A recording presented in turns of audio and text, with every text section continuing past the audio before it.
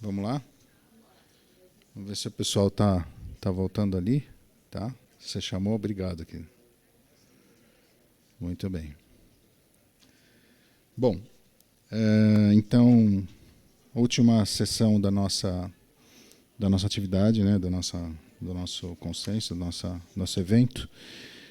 Eu vou convidar o professor Dr. Mário Cícero Falcão, que é pediatra e nutrólogo, doutor em pediatria pela Faculdade de Medicina da Universidade de São Paulo. Ele é professor colaborador do Departamento de Pediatria da Faculdade de Medicina de São Paulo, médico da Unidade de Terapia Intensiva do Instituto da Criança, do Hospital das Clínicas, da Faculdade de Medicina da Universidade de São Paulo. Ele também é editor da Revista Paulista de Pediatria, editor do Jornal da Braskem, membro do Departamento de Nutrição da Sociedade de Pediatria de São Paulo e coordenador da EMTN Pediátrica do Hospital Santa Catarina de São Paulo. O professor Mário vai falar conosco sobre suplementação alimentar e medicamentosa, quando opções e doses recomendadas para as crianças. Obrigado, professor.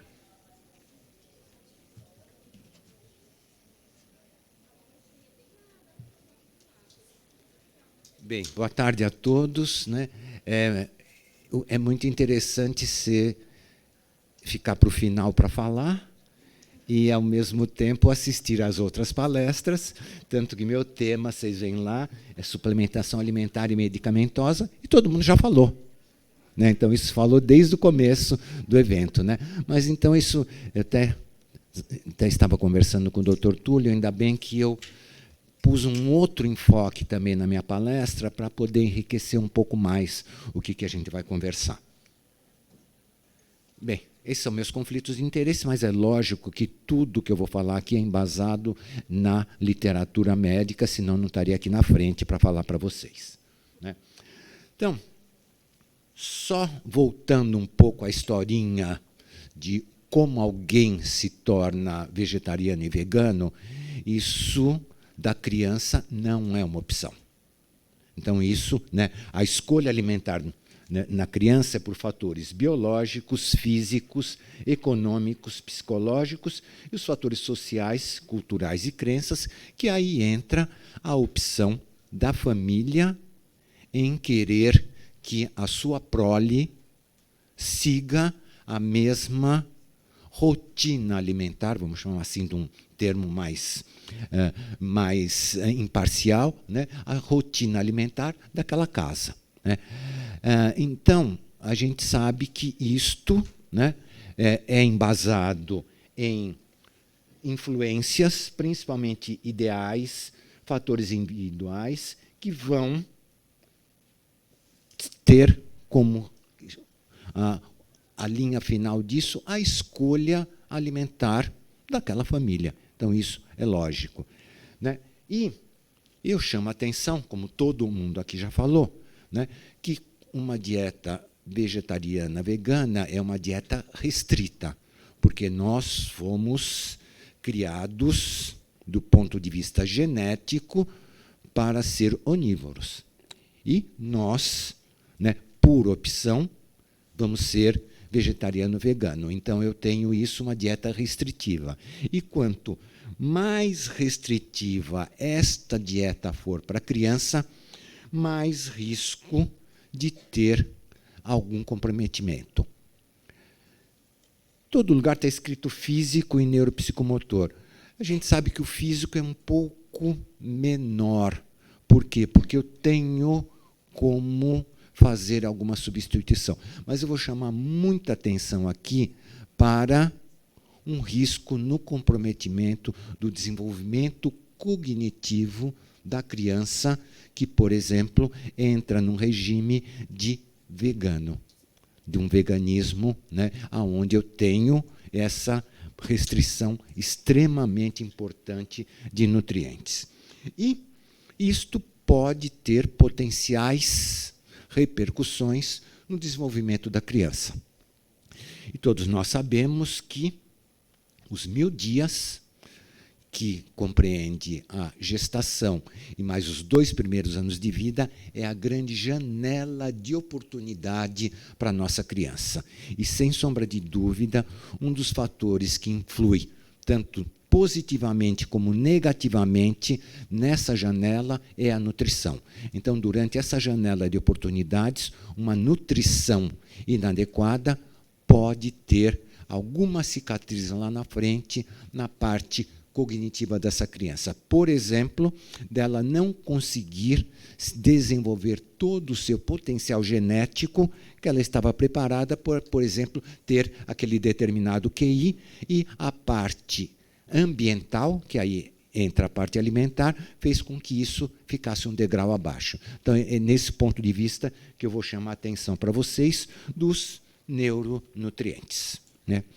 Aqui, quem me conhece sabe que isso é uma parte que eu estudo muito na universidade, né? E onde a gente tem um amor especial, principalmente, todos os meus amigos me chamam de Mário DHA, né? Porque realmente eu sou a pessoa que acho que mais fala de DHA na infância no Brasil, né? Então, isso eu vou salientar bastante o DHA para vocês, né? Mas eu chamo a atenção, como já foi falado muito aqui do zinco, né? Então, foi falado das várias funções do zinco, mas eu chamo a atenção aqui por uma função especificamente no metabolismo cerebral, aonde o zinco é extremamente importante para a sinapse química.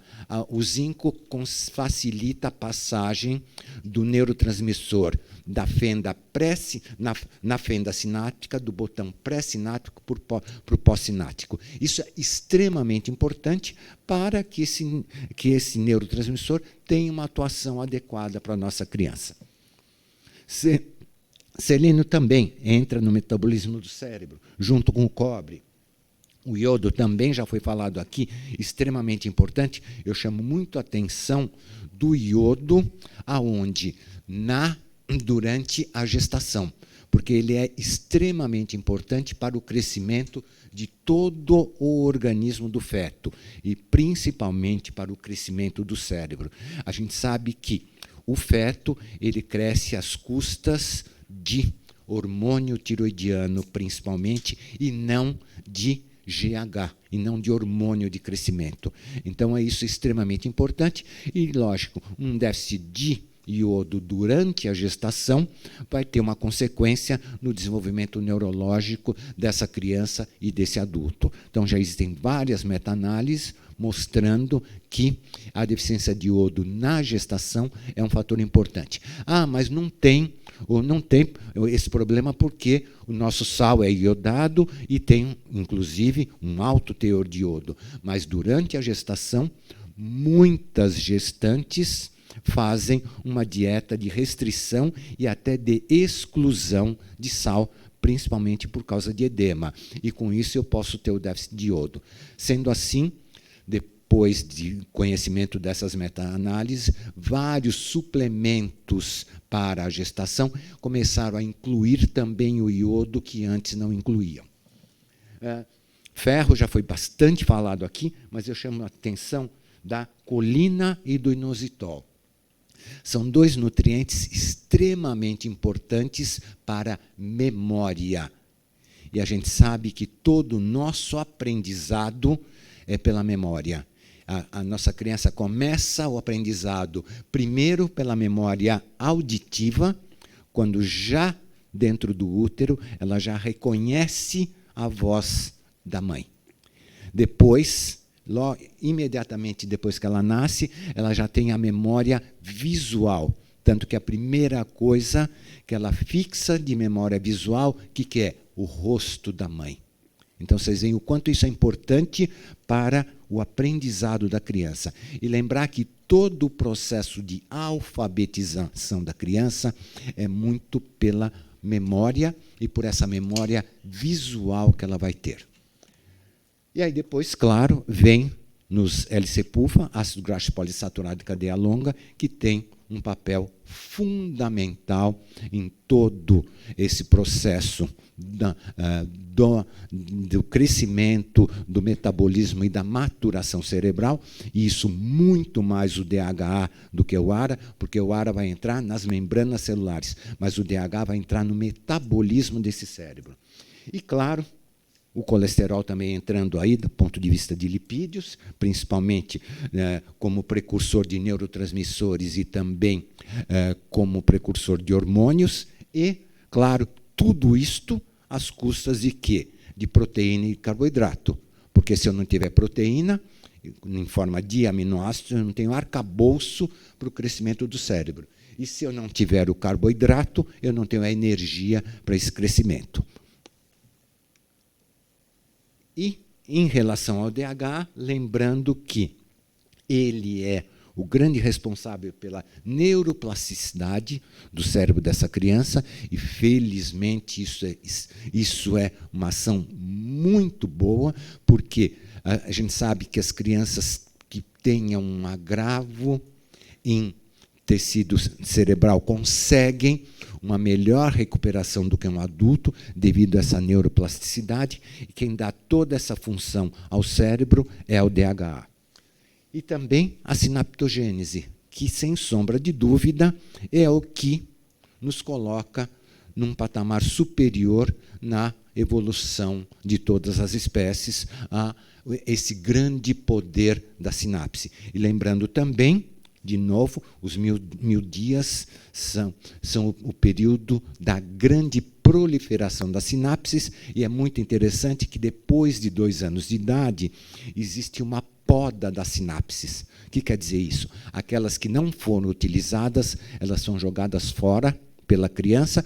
Por quê? Porque senão elas fariam roubo de circuito da passagem da transmissão elétrica. Então, aquilo que não é usado, o organismo elimina para ter só o que vai ser usado, e aí vai ser para a vida toda. E, infelizmente, eu já cheguei nessa fase que você vai perdendo sinapse, né, com o envelhecimento. E também o DHA, extremamente importante na mielinização, né, que é como nós conseguimos ter uma rapidez do impulso nervoso. Porque se eu não tivesse a mielina no sistema nervoso, esse impulso elétrico seria muito mais lento. Então, meu raciocínio seria muito mais lento. E o DHA é uma substância extremamente importante no processo da mielinização. Mas tem uma coisa muito importante que ainda ninguém comentou, e eu acho interessante nós falarmos. Todo mundo falou aqui do ômega 3. E eu não falo do ômega 3, eu falo do DHA. Por quê? Porque o ômega 3 inclui vários ácidos graxos da cadeia ômega 3, que, como já foi falado aqui, por processo enzimático, eles sofrem alongamento e dessaturação para chegar do precursor, que é o ácido alfa-linolênico, para chegar no EPA e depois no DHA. Só que isto, gente, é um processo que depende de uma regulação genética individual de cada pessoa. Tem pessoas que ingerem o precursor alfa-linolênico, alonga a dessatura e faz quantidades ótimas de EPA e DHA. Tem pessoas que não conseguem fazer isso. Não sabemos isso na população brasileira. Portanto, o ideal é já receber o produto pronto, em forma de DHA e em forma de EPA e DHA. Portanto, que muito cuidado quando você está orientando uma dieta vegetariana, vegana, você fala, olha, o óleo de linhaça ele é rico em ômega 3. Se essa criança tiver até 2 anos de idade, ela já tem uma menor síntese enzimática. Então, mesmo que ela tenha o gene para produzir a enzima, ela já vai produzir em quantidade menor. E se ela não tiver o gene, ela não vai produzir a EPA e DHA. Portanto, a gente, quando pensar em suplementação de ômega 3, pensar em DHA. E outra coisa que eu chamo muito a atenção é que, como aqui foi falado, isso, nutricionista tem esse foco muito grande, leia rótulo. Porque chega lá, na farmácia, está lá assim, tem 2.000 gramas de ômega 3. Depois você lê o rótulo, tem 50 de DHA. Não adiantou nada. Então, muita atenção para isso. Continuando no nosso raciocínio, quando eu tenho uma criança vegana, ela vai ter a ausência de ingestão de carne, principalmente carne vermelha, aqui que eu estou pondo isto, e como já foi falado aqui, então ela vai ter a privação do ferro M, que é o ferro de melhor valor biológico. Existe maneira de você reverter o ferro não M, mas ela não fica igual. Então já tem algum prejuízo. Não é grande, mas já tem. O zinco, que é extremamente importante para a gente pensar na... Aqui apagou meu monitor, não sei o que aconteceu. Então, quando a gente pensa no zinco, como já vimos aí, grande todas as suas funções, e a carne, principalmente a carne vermelha e bovina, é o alimento mais rico em zinco.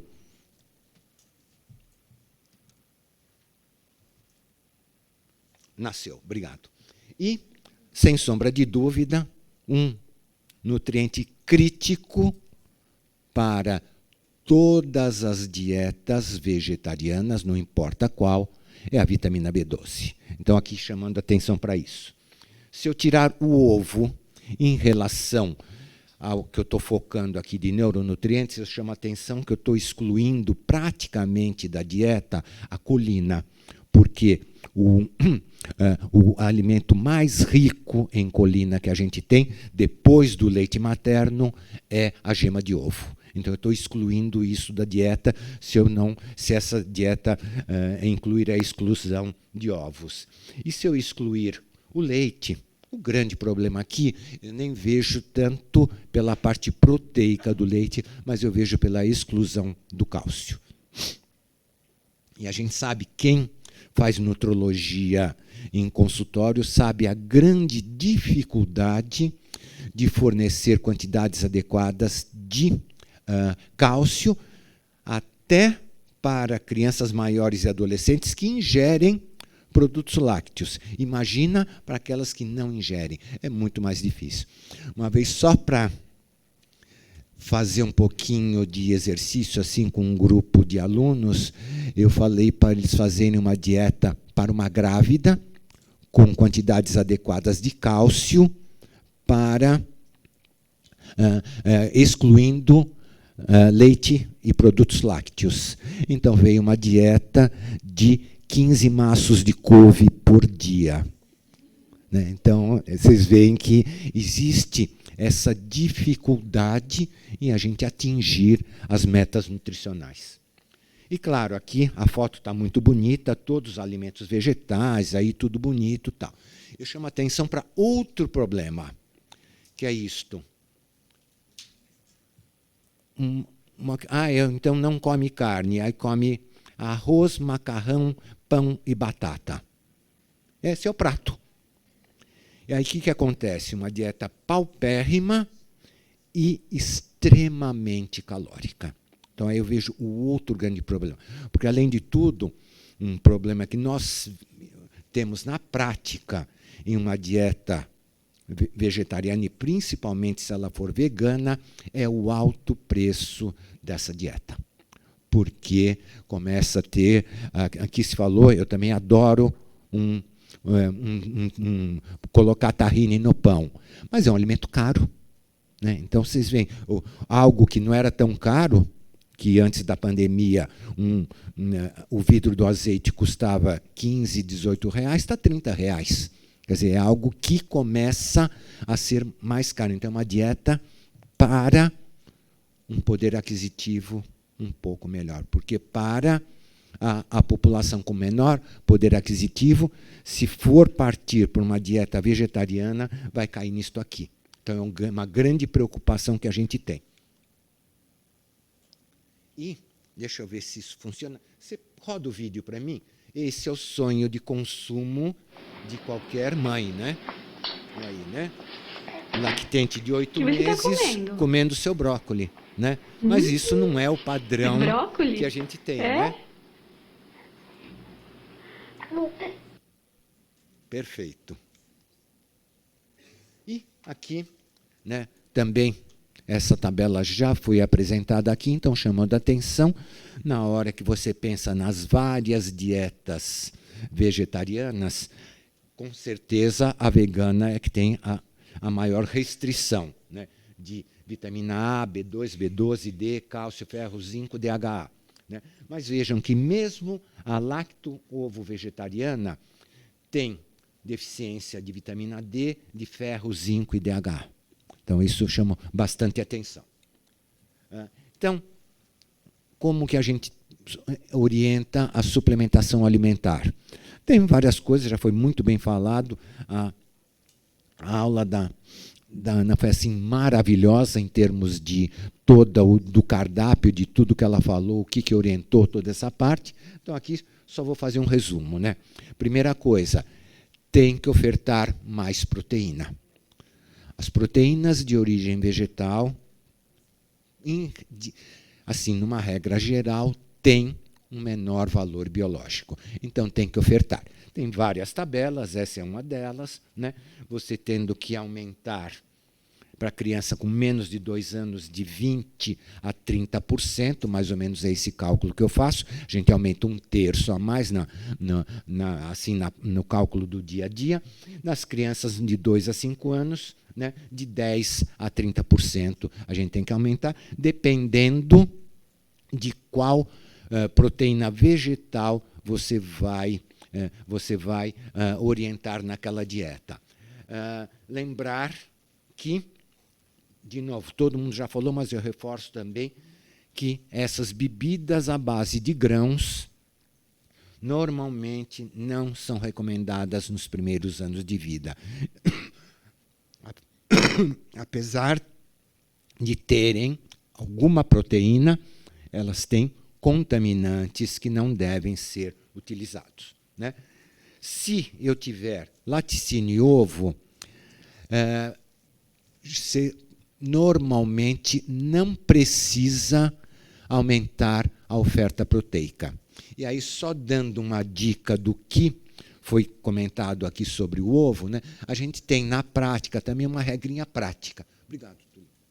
Tem uma regrinha prática. Né? A gente fala que, por exemplo, a criança de 6 meses a 1 ano, a gente em média faz 3 ovos semanais, e a partir de entre 1 e 2 anos, você faz uma média de 5 ovos semanais, e a partir de 2 anos, você faz uma média de 1 a, no máximo, 2 ovos por dia, complementando o que já foi falado aqui. Também todos essa tabelinha que tem aqui já foi bem explicada, né, em relação a como suplementar ômega 3, com aquela restrição que eu falei.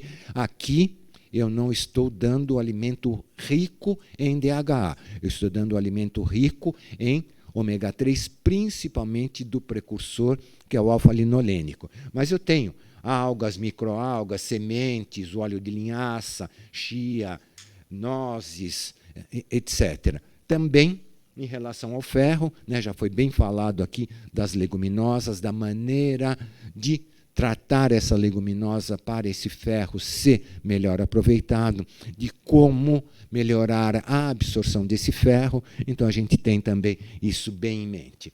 O zinco, né, lembrar que tanto o ferro está lá em vermelho o ovo, mas a gente sabe que a quantidade de ferro, né, na gema de ovo não é tão grande. Mas de zinco ele é um pouco melhor. Então, as dietas que permitem o uso de ovo e laticínios, elas normalmente não precisam de tanta reposição de zinco. Cálcio, eu acho que é um problema, porque os alimentos vegetais eles têm cálcio, mas a biodisponibilidade não é tão boa, e eu preciso dar quantidades muito altas, né? E o iodo, grande fonte, realmente, o que são carnes, frutos do mar, tudo isso que não entra nessa dieta, então eu tenho alguma dificuldade. A partir de 2 anos de idade, quando a gente libera o sal, isso deixa de ser um problema. Se está recebendo leite materno e essa mãe ingere uma quantidade normal de sal, por exemplo, até 5 gramas por dia, esse iodo já está presente no leite materno. Na fórmula infantil, tanto à base de arroz quanto à base de soja, eu tenho a quantidade adequada de iodo. Vitamina A, os produtos vegetais conseguem repor bem. Vitamina D, temos problemas. Então, aliás, vitamina D, eu acho que é uma desgraça para o mundo, né? A minha não sobe, gente. A minha caiu no pé e não sobe. Eu reponho um absurdo, idosa lá, 18, 20, não sai disso, gente. Eu tenho algum problema com ela comigo, temos algum problema, né? Então, a gente tem esse problema, isso precisa ser monitorado. A gente hoje monitora em qualquer criança, em especial na criança com dieta restritiva, né? E a vitamina B2, né? Em cereais, em tudo isso, a gente consegue fazer. Vocês viram que não tem a B12 aqui, porque não tem alimento para suplementar se eu tenho uma dieta desse tipo restritiva. Então, como todo mundo aqui já falou, né? E a suplementação medicamentosa, né? Também já foi bem falado, né? Então, o que a gente tem aí para falar? A B12, de 6 meses a 3 anos, 5 microgramas dia, 3 a 5 anos, 25 microgramas dia, porque o nosso consenso aqui vai até os 5 anos de idade. Vitamina D, igual à recomendação da criança não vegana, não vegetariana, né? Com primeiro ano de vida 400 unidades, segundo ano de vida 600, e a partir do segundo ano, a depender de exposição solar, de dieta, de tudo isso. O que os textos sugerem, mas não são enfáticos, é que essas crianças, principalmente as veganas, deveriam continuar recebendo uma suplementação de vitamina D. Eles não querem se comprometer, mas eu sou favorável a que a gente mantenha essa suplementação. O zinco, de 6 meses a 2 anos, 600 unidades por dia. E o iodo, 50 a 80 microgramas por dia, né? Aqui, normalmente, do iodo, como eu já ressaltei para vocês, eu não preciso pensar na suplementação se eu tiver primeiro com leite materno e com fórmula, e depois com o sal iodado. E do DHA, o que nós vamos fazer? Então, tem aqui, esse é o nosso segundo consenso de DHA da Abram, onde nós repetimos as mesmas recomendações do primeiro consenso. O primeiro consenso foi em 2014, e agora, no ano 2022, foi o segundo consenso, que, em conformidade com a FAO, a gente recomenda para gestante e para lactante, no mínimo 200 miligramas dia de DHA, independente, isso é como suplementação, independente do quanto ela ingerir na dieta. Porque aqui a gente tem grandes problemas, né? Como também já foi falado, a grande fonte de DHA são os peixes marinhos de águas profundas. O que acontece na água profunda? É o lixo do mar. É onde está toda a contaminação do mar. Ele desce, por quê? Porque são os metais pesados, então eles descem. Então eles ficam lá embaixo, na água profunda, fria, onde esse peixe vive. Então esse peixe, normalmente contaminado com metais pesados, principalmente com mercúrio. Tanto que, já está bem disseminado isso, de a grávida evitar justamente os peixes que são fonte de DHA, pelo risco da contaminação por mercúrio, que pode passar para o feto e pode dar uma lesão cerebral irreversível. Do lactente jovem, ainda é dúvida se existe ou não o risco de uma lesão cerebral.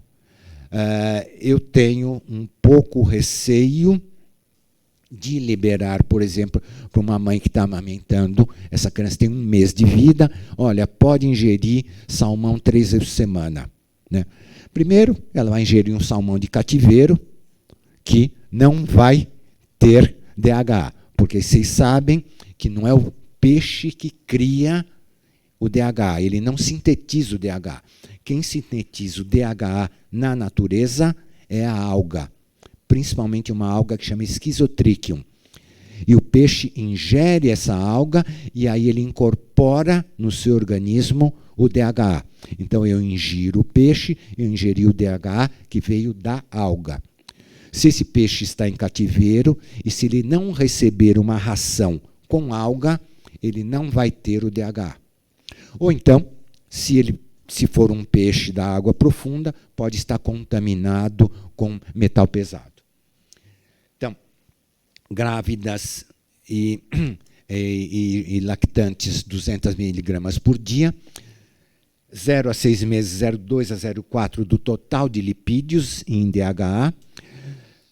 Isso a gente está pensando se essa criança está em aleitamento materno exclusivo, se essa mãe não ingerir essa quantidade mínima de DHA, não vai ter DHA suficiente no leite dela, que foi muito aquilo que o Carlos falou na aula.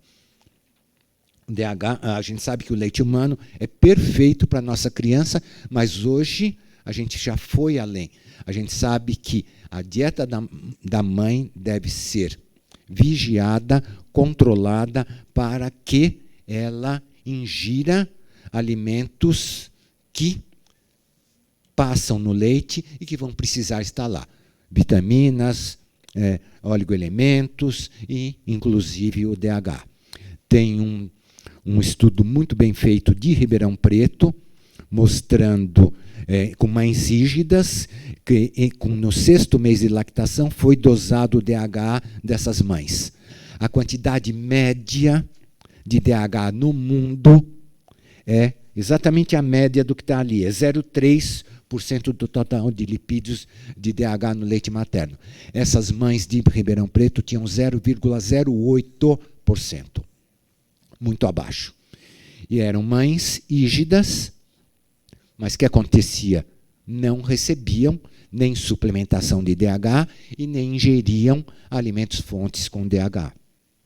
Depois de 6 a 24 meses, 10 a 12 miligramas quilo dia, e depois de 2 a 4 anos, 100 a 150 miligramas, 4 a 6 anos, 150 a 200 miligramas. Então, aqui é um resumão do que a gente precisa suplementar. Isso também já foi um pouco comentado aqui, né? Na dieta lacto-ovo vegetariana, suplementar vitamina D, ferro, DHA. Na lacto-vegetariana, D, ferro, DHA. Na ovo vegetariana, B12 e ali o DHA. E assim vai. Aí a gente tem algumas observações para fazer disso. Né? Vitamina A, quando suplementar? Bem, ela é indicada, né, no nosso Brasil, é bem conhecido isso, tem reações endêmicas de deficiência de vitamina A. O Nordeste é um polo endêmico, né? Existe, inclusive, até hoje, crianças cegas por deficiência de DHA no Nordeste. Né? Então, independente da alimentação, né, deve-se ser suplementada 100.000 a 200.000 unidades. Né? E vitamina B12, sempre, como eu já falei, 25 microgramas por dia de 6 a 3 anos, 50, não é 5 que está lá, é 50, e depois 25 microgramas dia de 3 a 5 anos. A vitamina D já foi falado, 400 a 600. O cálcio, quantidade suficiente para atingir pelo menos 20% a mais da recomendação diária de ingestão, né?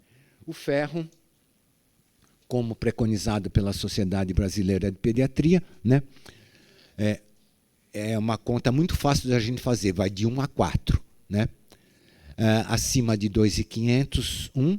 Entre 2.500 e 1.500, 2. Entre 1.000 e 1.500 gramas de peso do nascimento, 3. Abaixo de 1.000 gramas, 4. Então, essa é sempre miligramas quilo dia. Então, essa é a recomendação que a gente faz. O zinco, 3 miligramas por dia, de 6 a 12 anos.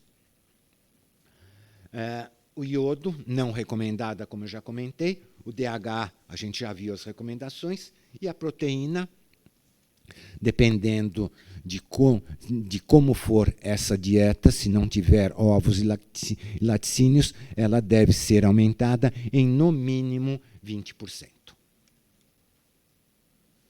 Para terminar a nossa conversa, né, dietas com restrições, e aqui a gente está falando de dietas vegetarianas veganas, podem não atender a todas as necessidades de nutrientes, levando ao risco de deficiências nutricionais. Você viu que está em concordância com tudo que o Carlos falou. Alguns guias falam que pode, outras falam que levam, então a gente tem esse cuidado. Quanto mais rigorosa a dieta, maior o risco à saúde da criança.